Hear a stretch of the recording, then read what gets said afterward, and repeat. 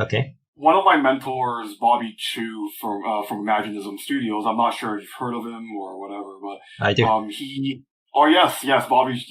Chu has his name everywhere. So Yeah. he taught me one thing that was really important, and that's you need to have a fast style and you need to have a slow style. And what he meant by that is that sometimes you need to bring a fast style to whatever gig that you need, and sometimes you need to have a slow style. And why that's important is, especially when it comes to social media, nobody is expecting you to have really elaborate paintings every day.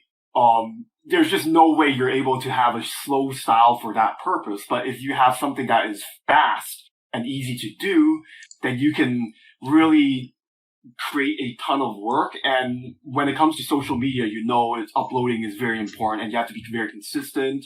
And so like having a fast style will help you in that regard, because again, there is no way you are able to keep a schedule if you have a very slow style only. So that's something that Bobby Chu really taught me and something I really take into heart when it comes to my